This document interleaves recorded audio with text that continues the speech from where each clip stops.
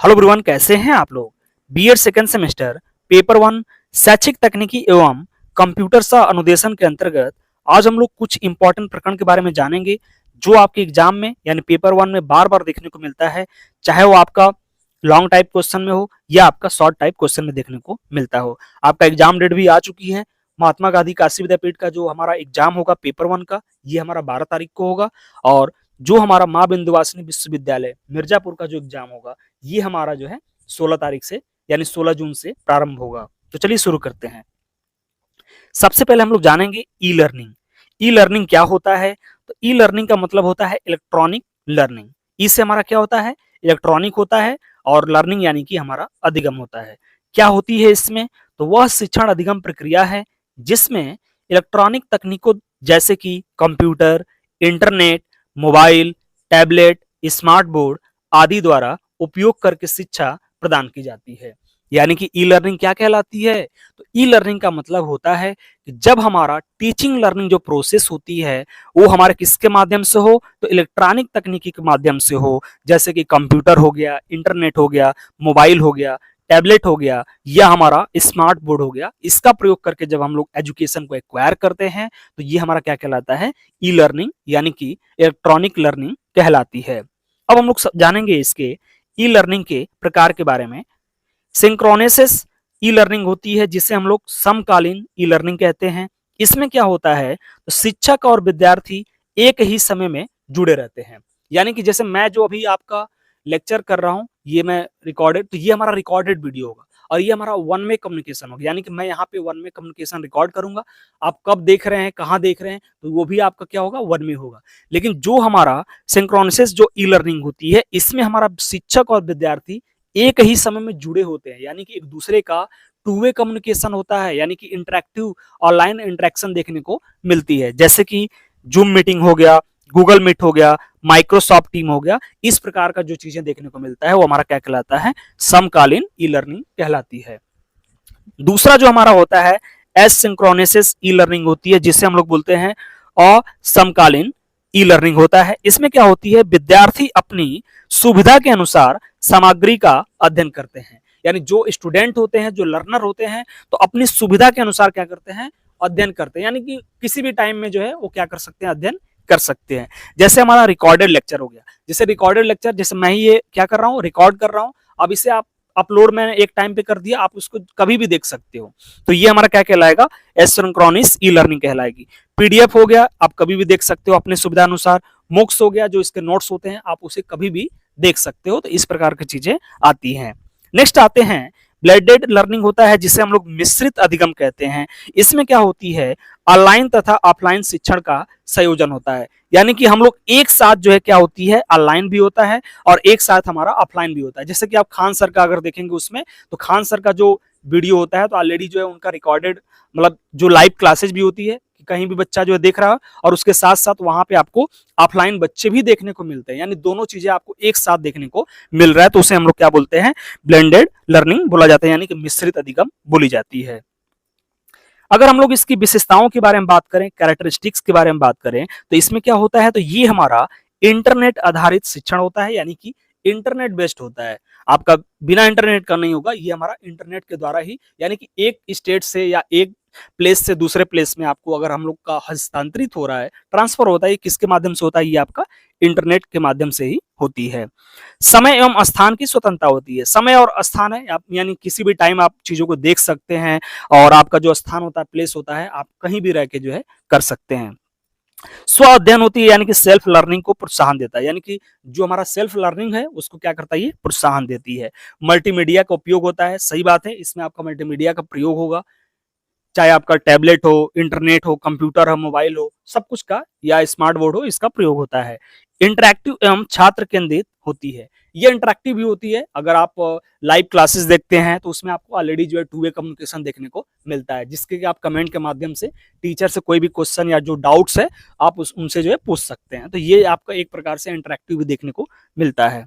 और ये हमारा छात्र केंद्रित होता है, यानी कि एजुकेशन का जो नीड्स होता है उनके अकॉर्डिंग जो है चीजें जो है दी जाती है।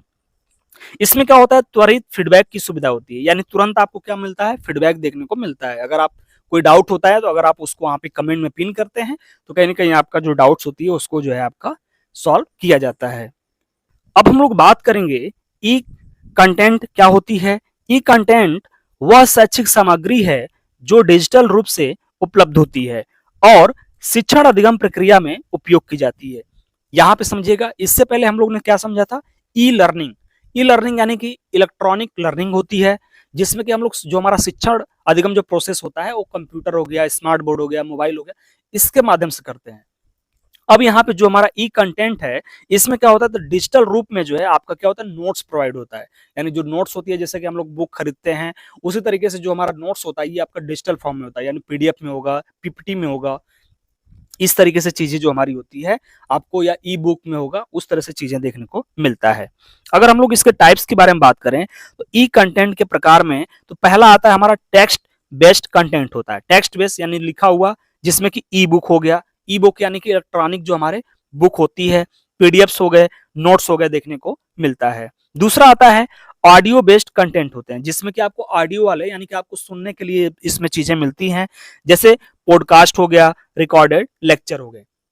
जो हमारे रिकॉर्डेड लेक्चर होता है, जैसे ये मेरा वीडियो भी हो गया तो ये भी हमारा क्या हो जाएगा, एक रिकॉर्डेड लेक्चर के रूप में हो जाती है। पॉडकास्ट हो गया, ये सब किस में आएंगे, तो ये हमारा ऑडियो बेस्ड कंटेंट में आते हैं। नेक्स्ट आता है वीडियो बेस्ड कंटेंट में क्या होगा, तो एजुकेशनल वीडियोज हो गया, डेमोस्ट्रेशनल जो आपके वीडियो होते हैं, ये चीजें आपको देखने को मिलता है। तो यहाँ पे आपको समझना पड़ेगा कि अगर मैं ऑडियो के द्वारा कोई चीजें प्रोवाइड कर रहा हूँ, केवल मैं ऑडियो बोल रहा हूँ, तो हमारा क्या होगा, ऑडियो बेस्ड जो कंटेंट होगा, यानी रिकॉर्डेड लेक्चर हो गया। अगर हम लोग वीडियो के माध्यम से मैं चीजें आपको दे रहा हूँ तो ये हमारा क्या है, कहलाएगा वीडियो बेस्ड कंटेंट कहलाएगा। मल्टीमीडिया जो कंटेंट होती है क्या होती है, टेक्स्ट भी होता है, ऑडियो भी होता है, वीडियो भी होता है, और आपका एनिमेशन भी चीजें होती हैं देखने को वहां पे मिलती हैं। नेक्स्ट आता है इंटरेक्टिव जो कंटेंट होती है क्या होती है, इसमें तो क्यूजेज वगैरह कराया जाता है, स्टिमुलेशन कराया जाता है, या वर्चुअल जो हमारे लैब्स होते हैं उसमें जो चीजें कराई जाती है उससे हम लोग क्या बोलते हैं, इंटरेक्टिव जो हमारे कंटेंट होती हैं उसको हम लोग बोला जाता है।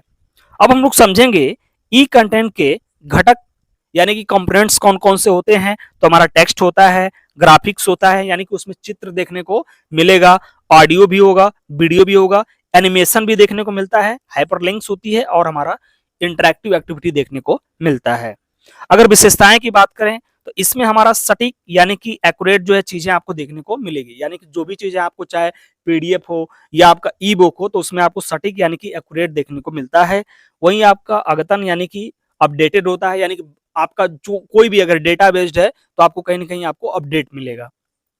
आकर्षण होता है, अट्रैक्टिव बनाया जाता है, उपयोगकर्ता जो अनुकूल होता है यानी कि यूजर फ्रेंडली होती है, मतलब जैसा आपको जरूरत है उस प्रकार से आपको नोट्स भी मिल रहा है, उस प्रकार से आपको ई बुक भी मिल रही है। इंटरेक्टिव होता है और आपका अस्पष्ट भाषा होती है, चाहे आपका इंग्लिश का हो चाहे आपका हिंदी का हो।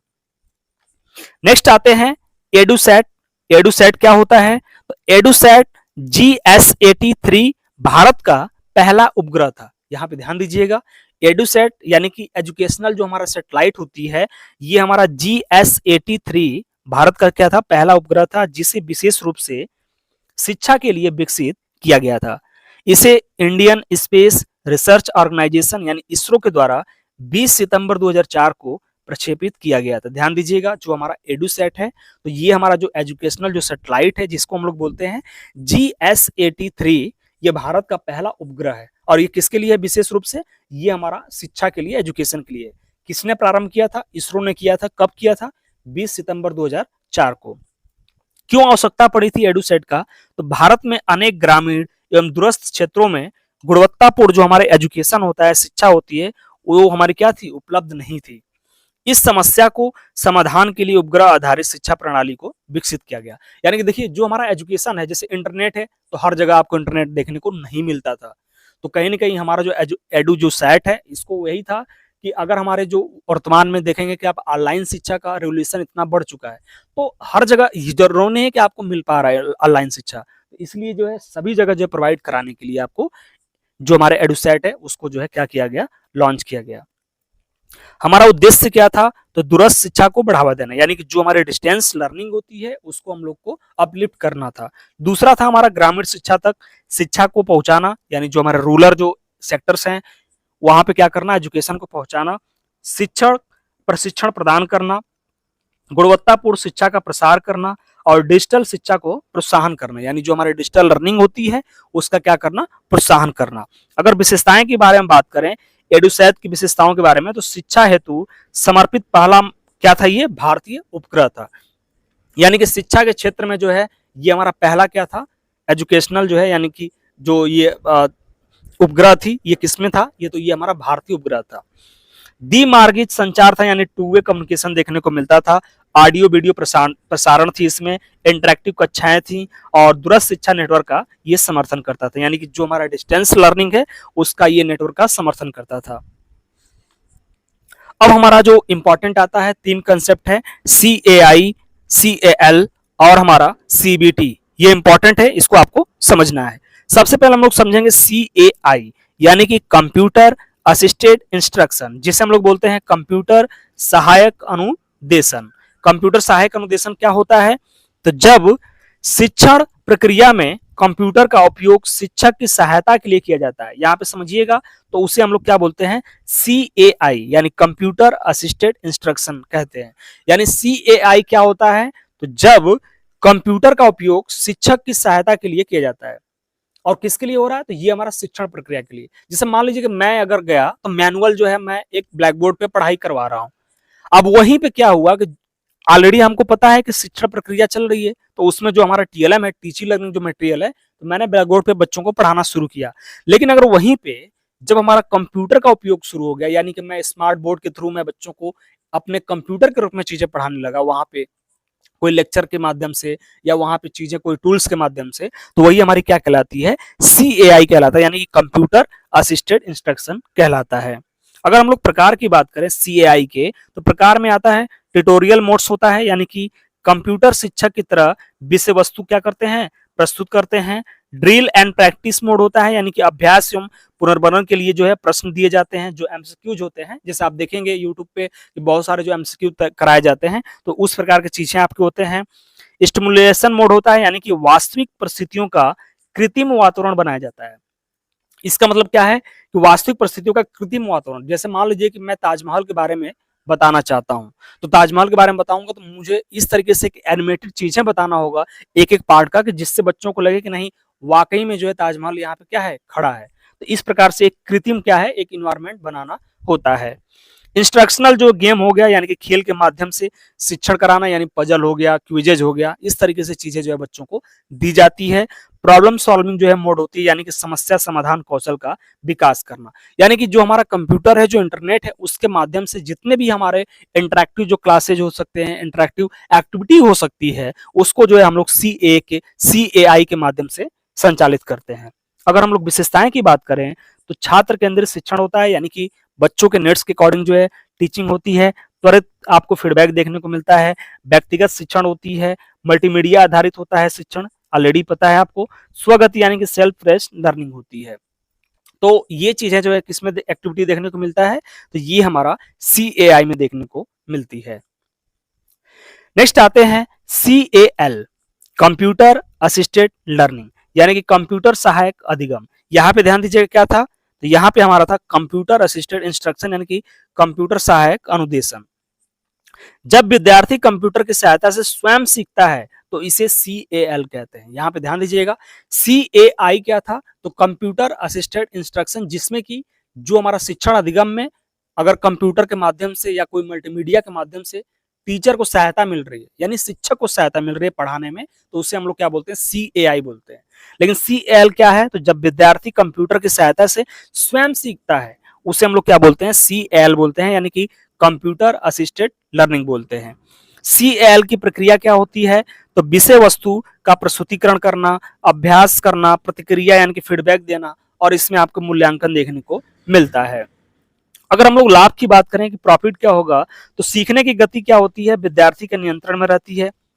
यानी जो हमारा सीखने का जो गति होता है, प्रोग्रेस होता है, वो विद्यार्थी के क्या होगा, नियंत्रण में रहेगा। सीखना अधिक प्रभावी होता है, यानी जो हम लोग सीखते हैं काफी इफेक्टिव होती है, प्रेरणा बढ़ती है और सीखने में त्रुटियों को कम किया जाता है। अगर हम लोग विशेषताएं की बात करें, तो इसमें हमारा स्व अध्ययन होता है, यानी कि सेल्फ लर्निंग होती है।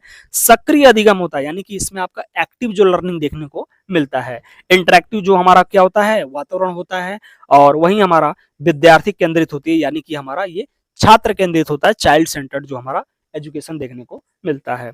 अगर हम लोग उदाहरण की बात करें तो इसमें हमारा एजुकेशनल कोई ऐप हो सकता है, ई लर्निंग मॉड्यूल्स हो सकती है, डिजिटल जो हमारे ट्यूटोरियल्स होते हैं, या वर्चुअल जो हमारे लैब्स होते हैं, ये चीजें हमारी होती हैं। इसमें बस आपको एक चीज है बस ध्यान देनी है कि इसमें जो बच्चा होता है या जो लर्नर होता है वो कंप्यूटर की सहायता से स्वयं सीखता है। वहां पे जो हमारा CAI था, वहां पे जो है टीचर सिखा रहे थे कंप्यूटर के माध्यम से, लेकिन CAL क्या होता है, इसमें जो है बच्चा खुद जो है यानी लर्नर जो है खुद जो है अपने द्वारा कंप्यूटर के माध्यम से सीख रहा है। यानी जो यहाँ पे हमारा TLM क्या है, टीचिंग मटेरियल कंप्यूटर है। नेक्स्ट आते हैं CBT, कंप्यूटर बेस्ड ट्रेनिंग होता है। कंप्यूटर आधारित हमारा क्या होता है, प्रशिक्षण होती है। इसमें क्या होती है, तो कंप्यूटर द्वारा प्रदान किया गया प्रशिक्षण यानी प्रशिक्षण जो होती है CBT कहलाती है। यानी कंप्यूटर के द्वारा जो भी हमारा ट्रेनिंग दी जाती है तो उसे क्या कहलाता है, उसे हम लोग बोलते हैं कंप्यूटर बेस्ड ट्रेनिंग। उद्देश्य क्या होता है हमारा, तो कौशल का विकास करना, यानी कि स्किल डेवलपमेंट करना। व्यवसायिक प्रशिक्षण होना, यानी कि जो हमारे वोकेशनल जो हमारे ट्रेनिंग्स होती हैं उसका प्रशिक्षण करवाना। कर्मचारी प्रशिक्षण देना, तकनीकी दक्षता को बढ़ाना। यानी कि इसमें हमारा क्या होता है कि इसमें आपका जो स्किल बेस्ड होती है, ट्रेनिंग जो बेस्ड होती है, ये सब कुछ जो एक्टिविटी जो है कंप्यूटर के माध्यम से कराई जाती है। विशेषताओं के बारे में बात करें तो स्वगति प्रशिक्षण होता है, मानवीकृत सामग्री होती है, यानी कि मानव के द्वारा बनाया गया जो है इसमें सामग्री होता है। कंप्यूटर केवल देखिए यहाँ पे क्या है कि एक टूल्स है, यहाँ पे समझिएगा आप लोग, कंप्यूटर केवल क्या है यहाँ पे एक उपकरण के माध्यम में है, लेकिन बाकी उसमें आपका PDF बनाना, वीडियो बनाना, ऑडियो उसमें फीड करना, जो भी चीजें देना, इंफॉर्मेशन देना, ये सब कुछ किसके द्वारा हो रहा है, मानव के द्वारा हो रहा है। त्वरित मूल्यांकन होना, यानी कि तुरंत जो है आपको मूल्यांकन देखने को मिलेगा। कम लागत में आपका प्रशिक्षण हो जाता है। सही बात है, आपका जो है कम लागत में आपकी क्या होती है, प्रशिक्षण हो सकती है। जैसे मान लीजिए कि मुझे 5000 लोगों को जो है प्रशिक्षण देना है, किस पे, वोकेशनल एजुकेशन पे या स्किल डेवलपमेंट रिलेटेड आपका जो कोई प्रोग्राम है उस पर देना है।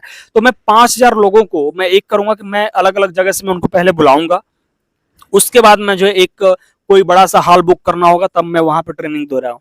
लेकिन अगर मैं उन्हीं लोगों को 5000 लोगों को अलग अलग जो भी प्लेसेस पे हैं वहां पे एक कंप्यूटर के माध्यम से वहां पे एक जो कंप्यूटर रख दिया गया और मैं एक मुख्य जो हमारा हेडक्वार्टर है मैं वहां पे बैठा हूँ, वहीं से मैं चाहूँ तो सभी लोगों को 5000 को मैं क्या 5000 लोगों को मैं एक साथ ट्रेनिंग दे सकता हूँ। तो इस प्रकार का चीजें क्या होती है, कंप्यूटर का काफी प्रयोग होता है ट्रेनिंग के लिए।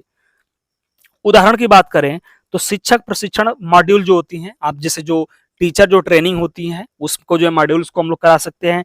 बैंकिंग जो प्रशिक्षण होता है उसको हम लोग करा सकते हैं। सॉफ्टवेयर प्रशिक्षण हो गया या कॉर्पोरेट जो हमारे प्रशिक्षण होते हैं देखने को, यानी कि रिलेटेड जो भी हमारे चीजें होती हैं, सर्विसेज होती हैं, उसका हम लोग आसानी से प्रशिक्षण कंप्यूटर के माध्यम से करा सकते हैं।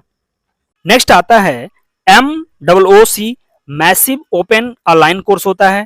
MOOC एक ऐसा ऑनलाइन पाठ्यक्रम है जिसमें बड़ी संख्या में विद्यार्थी इंटरनेट के माध्यम से एक साथ अध्ययन कर सकते हैं। यानी कि जो MOOC होता है इसमें क्या होती है, तो ये भी एक ऑनलाइन प्लेटफॉर्म है, ये आपका ऑनलाइन कोर्सेज है। जैसे हमारा स्कूल है, विद्यालय है, उसी प्रकार से ये हमारा MOOC है, लेकिन ये हमारा ऑनलाइन होता है जिसमें कि एक साथ बड़ी संख्या में विद्यार्थी क्या कर सकते हैं, इंटरनेट के माध्यम से अध्ययन कर सकते हैं। ये सभी के लिए जो है खुला होता है और अक्सर निःशुल्क या कम लागत पर उपलब्ध कराया जाता है। यानी कि कुछ कोर्सेज आप देखेंगे कि पेड कोर्स होते हैं, आपको कुछ पैसा देना होता है, तो यहाँ पे मोस्टली क्या होता है, ये निःशुल्क होता है, फ्री होती है, लेकिन कभी-कभी कुछ जो कोर्सेज होते हैं उसमें आपको कम लागत पे उपलब्ध कराई जा सकती है।